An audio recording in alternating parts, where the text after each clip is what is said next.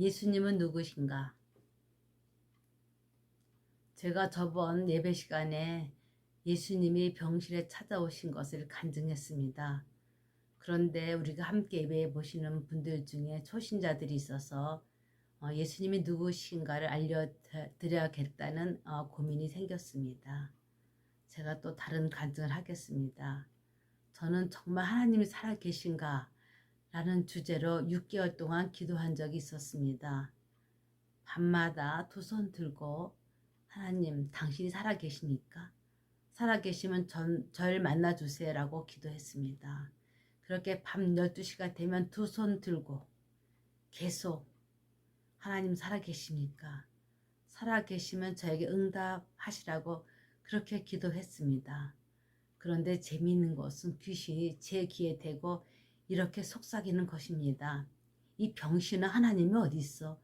라고 계속 귀에 대고 속삭이는 것이었습니다. 그런데 6개월이 지난 후 어떤 일이 일어났을까요? 예수님은 제가 심판대에 선 모습을 보여주셨습니다.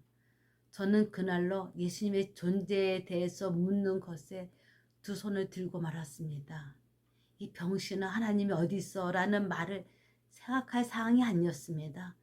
심판대에 선 모습이 어떤지 전 피할 수가 없었습니다. 강력한 힘이 저를 응시하고 있었습니다. 아담과 하와처럼 숨으려 했지만 숨을 수가 없어서 그냥 살려달라고 말씀드렸습니다. 시공간을 초월하여 저를 보고 계시는 것을 저는 어쩔 수 없어서 제가 어떻게 하면 살 수 있겠냐고 며칠을 말씀드렸습니다. 예수님은 제게 말씀하셨습니다. 이에 대한 이야기는 다음에 할 기회가 있을 것으로 압니다. 결과적으로 예수님을 찾는 사람들은 예수님을 만났다는 것입니다. 우리가 예수님을 만나지 못하는 것은 예수님을 찾지 않았기 때문입니다. 말씀으로 돌아가 보겠습니다. 첫째, 성경에 예수님은 하나님의 아들이며 예수 그리스도시라고 했습니다. 예수님은 하나님의 아들이십니다. 그리고 그리스도이십니다. 그리스도는 히브리어로 메시아, 즉 기름 부은 자, 곧 왕이라는 뜻입니다. 둘째, 예수님은 오시마라고 미리 예언된 사건으로 예수님은 육체를 입으신 하나님이라고 말씀하십니다. 이사야서 7장 14절을 보면 그러므로 주께서 친히 징조로 너에게 주실 것이라. 보라, 처녀가 잉타하여 아들을 낳을 것이요 그 이름을 임마누엘이라 하리라고 말씀하셨습니다. 임마누엘은 두 개의 말, 임마누, 우리 함께 있다와 엘, 하나님을 조합한 이름으로 하나님은 우리들과 함께 계신다는 것을 의미합니다. 선지자 이사야는 BC 697년부터 642년경에 사명을 시작한 것으로 알려졌습니다. 그는 메시아 예수님이 오실 것과 세상 종말에 대한 메시아의 심판을 기록했습니다. 그래서 유대인들은 메시아가 오시기를 기다려왔습니다. 예수님이 태어나시기 약 700년 전부터 나실 것이라고 예언되었던 것입니다. 셋째, 예수님은 권위를 가지셨으며 권위를 가지고 가르쳤다고 기록되어 있습니다. 마가복음 1장 27절에 다 놀라 서로 물어 이르되 이는 어찌미냐 권위 있는 새 교훈이로다. 더러운 귀신들에게 명한즉 순종하는도다 라고 사람들이 말을 했습니다. 22절에도 예수님께서 안식일에 해당에 들어가 가르치시는 것이 권위 있는 자 같다고 했습니다. 넷째, 요한은 당시 예수님이 하나님의 아들임을 알게 하셨습니다. 요한이 세례를 베풀 때 하늘로부터 소리가 있어 말씀하시되 이는 내 사랑하는 아들이요 내 기뻐하는 자라 하시니라는 말씀이 있었습니다. 다섯째, 예수님은 성령으로 세례를 베푸신다고 했습니다. 세례 요한이 예수님에 대한 말씀을 전한 내용을 보면 나는 너에게 물로 세례를 베푸지만 예수님은 너에게 성령으로 세례를 베푸신다고 했습니다. 성령으로 세례를 베푼다는 것은 무슨 뜻일까요? 침례나 세례 받는다는 뜻은 문자적으로 속에 잠기다라는 뜻으로 예수 그리스도를 통하여 영적으로 거듭난다는 것을 말합니다. 거듭난다는 것은 우리의 옛 모습이 완전히 바뀌는 것을 말합니다. 쉽게 말하면 예수님 성품을 닮아 사는 것을 말합니다. 성령으로 세례를 받는다는 것은 로마서 말씀에 의하면 만일 너희 속에 하나님의 영이 거하시면 너희가 육신에 있지 아니하고 영에 있나니 누구든지 그리스도의 영이 없으면 그리스도의 사람이 아니라고 했습니다. 말씀에 우리가 예수님을 믿으면 우리가 육신에 있지 않고 영에 있다고 했습니다. 여러분, 예수님을 믿으시는 여러분은 영에 있으셔야 합니다. 그런데 당신이 예수님을 믿는 사람이라는 것을 깨닫지 못한다면 로마서 말씀에 의하면 당신이 육신에 있다는 것을 말합니다. 육신에서 벗어나려면 자기 장벽, 세상에서 자기 자신의 자아를 높이는 일에서 벗어나야 할 것입니다. 우리는 예수님이 함께 하시면 우리가 변하는 것을 체험하게 됩니다. 예수님을 믿는데 어찌 변하지 않겠습니까? 예수님은 누구신가요? 당신의 인격 속에서 함께 거하시는 분이신 것입니다. 그냥 피상적으로 알고 생각하는 예수님이 아니라 당신과 함께 거하시는 실존이어야 합니다. 만약 예수님이 당신과 함께 하신다면 당신이 변하지 않을 수 있을까요? 아직도 성질을 부리고 세상에서의 출세를 위한 고민을 하시거나 당신을 드러내놓고 싶어 하신다면 아마도 당신은 육신에 있다고 볼 수 있으며 아직도 사탄의 지배하에 있다고 볼 수 있을 것입니다. 우리가 사탄에서 벗어나면 생명과 편안이 넘치는 삶을 살게 됩니다. 여기서 평안은 우리가 생각하는 호의호식하는 것을 말하지 않습니다. 이는 영적인 일이며 영으로의 생명과 평안으로 예수님과 소통하는 것입니다. 예수님은 끊임없이 지금도 당신하고 이야기하고 싶어 하십니다.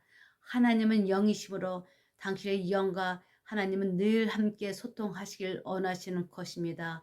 그 소통을 어떻게 하느냐? 당신의 생각을 통해 알게 하십니다. 그러나 사탄도 당신의 생각을 통해 예수님 믿는 것에 방해하고 있음도 알고 있으셔야 합니다. 예수님을 만났고 심판대에 섰던 제게도 사탄은 지금도 속삭입니다. 이 병신 하나님이 어디 있어라고 속삭입니다. 그 사탄의 속성은 우리를 속여서 하나님의 자녀가 되는 것을 방해하는 것입니다. 그러므로 우리는 영적 분별함이 필요합니다. 우리는 점집을 다니는 사람들을 봅니다. 점집에서는 귀신이 점을 칩니다. 점집을 다니는 사람들은 귀신이 점을 치는 것을 알고 있습니다. 그렇다고 귀신을 숭배하지는 않습니다. 바울이 점을 치는 귀신이 자꾸 하나님의 종이라고 소리를 지르니까 점 치는 귀신을 쫓아내는 사건이 있었습니다. 점집에 다닌다는 것은 당신을 계속 사탄의 손아귀 있게 하는 것입니다. 우리는 영적으로 깨어 있어야 하며 영을 분별할 줄 알아야 합니다. 여러분 어려움이 있으십니까? 예수님께 직접 물어보시기 바랍니다. 예수님은 성령을 통해 당신에게 알게 하실 것입니다. 여러분에게 어려움이 있으시다면 예수님은 제게 무엇을 알게 하시려고 저를 어려움 가운데 있게 하셨나요? 기도로 예수님께 물어보시기 바랍니다. 하나님은 성령을 통해 알게 하십니다. 그러나 기도하시기 전에 꼭 알아야 할 것은 우리의 죄를 회개하셔야 합니다. 그리고 죄짓지 마셔야 합니다. 하나님은 사탄에게도 공정한 하나님이라고 말씀하십니다. 죄를 지으면 보응이 있다는 것은 성경을 통해 알 수 있습니다. 그 대표적인 사람이 다윗인 것입니다. 당신이 예수님을 믿지 못하겠다는 생각이 드신다면 예수의 이름으로 말하는 사탄아 물러가라 말씀으로 물리치시기 바랍니다. 사탄은 사람들이 예수님 믿는 것을 너무도 싫어합니다. 사탄은 사람들의 영혼이 멸망하기를 학수고대하므로 당신이 예수님 믿는 것을 너무도 싫어합니다. 기독교는 사상이 아닙니다. 우리가 믿는 기독교는 살아야 하는 삶인 것입니다. 우리가 예수 안에 있으면 영이므로 세상의 생각이 아닌 하나님의 품 안에 있는 것입니다. 이를 성령을 통해 모든 것을 알게 하십니다. 로마서 8장 14절에는 예수님을 믿는 사람들은 무릇 하나님의 영으로 인도함을 받는 사람들이라고 했습니다. 그러면서 하나님의 자녀가 되는 특권을 주셨습니다. 당신은 지금 누구의 영으로 인도함을 받습니까? 당신은 자신의 생각과 판단으로 자신의 삶을 살아가고 있습니까? 우리는 말씀처럼 하나님의 영으로 인도함을 받으시기를 바랍니다. 하나님의 영으로 인도함을 받는 삶으로 돌아서시기 바랍니다. 예수님은 실존의 삶이셔야 되는 것입니다. 그냥 우리가 복을 받기 위해 비는 대상이 아닌 것입니다. 우리가 믿는 예수님은 제가 간증한 것처럼 당신이 모를 뿐 예수님은 당신을 위해 기도하고 계십니다. 예수님이 우리를 주의 뜻대로 인도해 주시라고 예수님께 기도하시기 바랍니다. 예수님을 전적으로 믿고 내 삶을 예수님께 던지는 일은 그리 쉬운 결단은 아닙니다. 그러나 예수님께 자신을 전적으로 맡기신다면 순간적으로 예수님을 체험하실 수도 있을 것입니다. 성령을 통해서 예수님을 체험할 수 있습니다. 그리고 섬세하게 우리가 어떤 일을 결정할 때도 여러 가지 상황을 알게 하셔서 선택하시게도 합니다. 또 성령은 믿는 자들의 삶 속에서 하나님이 임재하시며 하나님의 능력이 나타납니다. 사도행전에 성령의 내재와 능력을 떠나 있는 그리스도의 삶은 없다고 했습니다. 우리가 단지 복을 받겠다고 이방 종교처럼 생각하시는 일에서 떠나시기 바랍니다. 물론 우리가 어려운 일이 있을 때에 기도할 수밖에 없음을 잘 압니다. 그러나 우리의 삶은 이 생이 자랑이 아닌 것이라는 것을 아시기 바랍니다. 지금부터 당신의 인생을 예수님께 맡겨 기도하십시오. 예수님과 함께하는 삶을 살기를 원하신다면 기도하시기 바랍니다. 그러면 예수님께서 당신에게 하시는 소리 들으실 수 있습니다. 그러시면서 당신에게 하나님의 자녀가 되는 특권이 있다는 것도 알게 하실 것입니다. 기도의 응답은 순간에 이루어질 수도 있습니다. 당신 하나님의 자녀가 되신 것이 성령이 당신에게 내재하는 것입니다.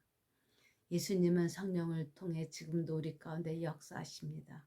이제부터는 당신의 삶을 위한 멘토가 예수님이시길 바랍니다. 자신의 생각대로 살았던 삶에서 벗어나 예수님이 삶의 멘토가 되셔서 예수님과 동행하시길 축복합니다. 심지어 귀신까지도 두려워서 예수님을 인정하고 소리를 질렀습니다. 예수님이 당신의 멘토가 되셔서 당신이 변화되시길 기도드립니다. 정말 하나님의 자녀가 되시길 기도드립니다. 더구나 예수님의 가르치심과 예수님 안에 있는 하나님의 임재는 사람들의 삶을 변화시켰습니다. 당신의 삶에 예수님이 함께 하시면 예수님이 인도하시는 대로 살아갈 수밖에 없습니다. 하나님의 아들이신 오시마하고 예언되신 하나님의 아들이시며 요한에게도 성령을 통해 하나님의 아들이심을 알게 하셨던 지금도 성령으로 우리에게 알게 하시는 예수님이 당신의 삶의 주관자로 영접하시길 기도드립니다. 예수님은 누구십니까? 살아계신 하나님이십니다. 태초부터 계셨던 분이십니다. 마귀의 권세를 깨뜨린 권능자이십니다. 지금도 살아계셔서 당신을 위해 기도하고 계시는 분이십니다. 다 같이 기도하시겠습니다. 살아계신 하나님, 오늘부터 예수님이 함께하는 삶, 예수님이 나의 멘토가 되는 삶을 살겠습니다. 그리하여 하나님의 자녀가 되는 축복 받기를 원하옵나이다. 세상의 모든 것에 미련을 두지 아니하며 하나님이 인도하시는 대로 살아가도록 힘을 주시길 바랍니다. 예수님은 모든 것을 통달하심으로 우리가 알지 못하고 깨닫지 못하는 것까지도 알려주심으로 가장 올바르고 하나님께로 가는 바른 길로 인도하실 걸 믿습니다. 오늘 이 시간부터 예수님이 내 속에 들어와 계심을 믿습니다. 세상 권세를 이기신 예수님을 통해 우리가 세상을 이기게 하시며 우리를 돕는 손길도 함께 하도록 도와주시길 예수님의 이름으로 기도드립니다. 아멘.